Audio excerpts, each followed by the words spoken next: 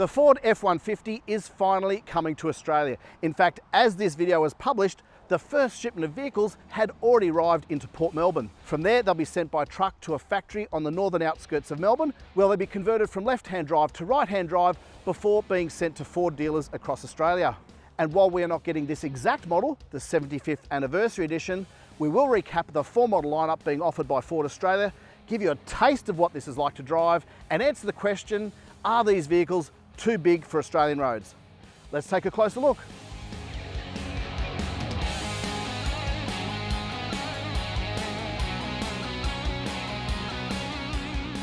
The Ford F-150 has arrived in Australia. The first shipment has docked in Melbourne before being converted from left-hand drive to right-hand drive at a facility not far from the former Ford Falcon production line in Broadmeadows on the northern outskirts of Melbourne. The first 100 vehicles arrived after a 10-week, 15,000-kilometre journey from the US, with more shipments already on the way. Following the success of the Ram truck range of pickups and the factory-backed Chevrolet Silverado, the Ford F-150 is coming to local showrooms by the end of this year. Initially, 4 dual-cab models will be offered: XLT regular wheelbase, XLT long wheelbase, Lariat regular wheelbase, and Lariat long wheelbase. As the names imply, the long wheelbase models have a larger footprint and a bigger rear tray. All 4 models are powered by the same twin-turbo 3.5-litre V6 petrol engine paired to a 10-speed automatic and all-wheel drive.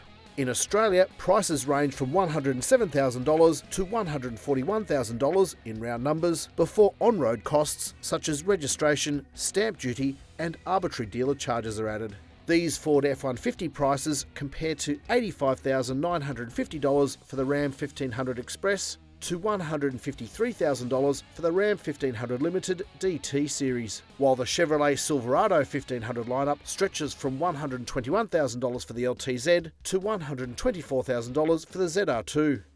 The Toyota Tundra is also set to join the booming US pickup market in Australia, with the first 300 customer validation vehicles due to hit the road in the coming months. The other difference to consider with these vehicles: Ram and Chevrolet have about 55 to 65 showrooms in Australia, Ford has more than 160 dealerships, and Toyota has more than 200 dealerships. So chances are you're about to see a lot of Ford F-150s and Toyota Tundras on the road real soon. But back to the F-150 we have here. This is the 75th anniversary edition of the F-150 XLT. Drive.com.au was invited with other media to preview the new F-150 range in the US. And while we won't get this exact model with limited edition badging, LED headlights, two-tone paint and a panorama sunroof, it did provide an insight into what we can expect.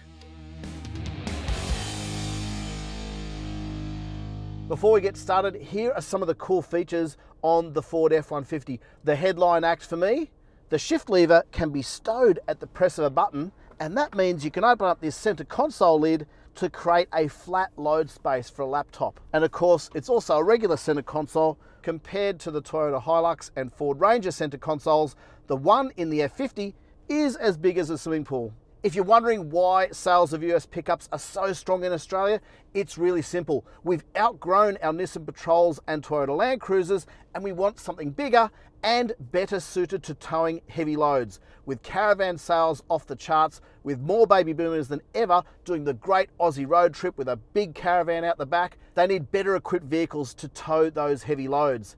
The other appeal, it's actually roomier inside this cabin than it is in a four-wheel drive wagon. The shoulder-to-shoulder width is huge, front and back. We've got household power smartphone charging in the front. We've also got household power sockets and multiple charge ports in the rear.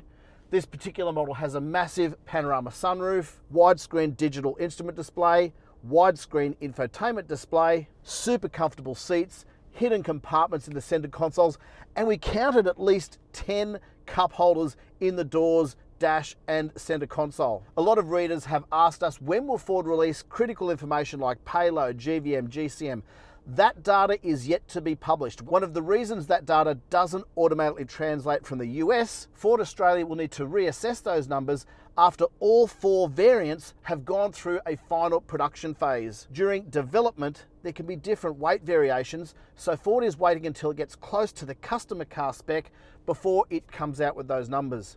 A lot of naysayers think US pickups are too big for Australian roads, But we don't reckon that's the case. If you look where these vehicles are sold, they're primarily on the fringes of our capital cities, where a lot of people are using them to tow horse floats, tow boats, tow caravans, or they use them as a genuine work vehicle. In America, of course, these vehicles are family cars in the same way the Holden Commodore and Ford Falcon used to be in Australia. Time to go for a drive.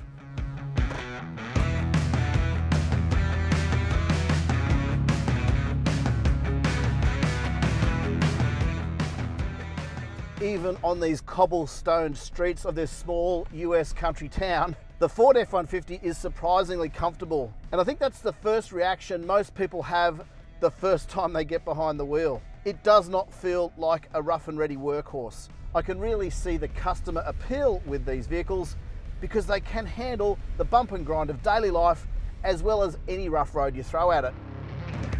Good points, the Ford F-150 is huge. Bad points, the Ford F-150 is huge. This is definitely not a vehicle for the city and inner suburbs, even though you may see them crawling through those streets occasionally. And if you buy one of these, you might not be using the fast food drive-through lanes as much as you normally would, but hey, it gets your step count up, right? These things are also going to be a bit of a tight squeeze in multi-story car parks. But again, look where these vehicles are sold, look who's buying them. They are living on the fringes of our capital cities and they are parking out in the open. These cars are for people who love the great outdoors. Why are they so popular? A lot of Australians have outgrown the Nissan Patrol. They've outgrown the Toyota Land Cruiser, and a lot of Aussies are discovering we're asking too much of our double cab Utes. Toyota Land Cruisers, Ford Rangers, people are loading those cars to the hilt and they just can't tow or carry as much stuff as easily as one of these. Whether it's a truly rough road or a piece of pavement with mild imperfections, it feels like you're riding on a mattress. So what about the power? A lot of naysayers have already dismissed the F-150 before it's turned up in Australia simply because it doesn't have a V8. While the Ram and Chevrolet rivals have V8 power under the bonnet, the Ford F-150 has twin-turbo V6 power paired to a 10-speed automatic and all-wheel drive. And while it's true to say the Ford F-150 EcoBoost engine, as it's called, doesn't have the same V8 growl, you cannot deny the performance. It's as quick or quicker than the V8s and definitely more fuel efficient. Will the lack of a V8 rumble turn buyers off? Who knows? But I reckon a lot of people are going to buy the F-150 just because of the way it looks. And in fact, a lot of people who have already bought a Ram or a Chevrolet pickup probably deep down wanted the F-Truck. After all, this is the original, and I reckon you're going to see a lot of these on Australian roads. So, should you buy one? Well, if you're watching this video, chances are you already have, you've already signed up for one, and you're waiting for your turn in the queue. As this video was published, the wait time was between 6 months and 12 months based on the information we received from Ford dealers we canvassed. They say there's a pretty even mix between the long wheelbase and the short wheelbase, and the XLT entry level and the Lariat luxury level. So which one of these would I buy out of the Ford, the Ram and the Chevrolet? As much as I love the Chevy V8 and the tough truck looks of the Ram, I do think Ford's hit the sweet spot with the F-150. The Ford undercuts its rivals on price, delivers the same or more power and the promise of better fuel economy. And it has that big Ford badge on the front and the backup of more than 160 dealers nationally. But you know what? As impressive as the Ford F-150 is, the one I'm really waiting for, the Toyota Tundra. I reckon the Toyota Tundra Hybrid is going to be the dark horse in this race. It gets twin-turbo V6 power and the benefit of hybrid technology. Will the Hilux boys trade up to a Tundra? Will Ranger customers trade up to an F-150? 2024 is the year we're going to find out. To read the full review of the Ford F-150, go to Drive.com.au. Please hit like if you've enjoyed this video and subscribe to this channel so you don't miss any future updates.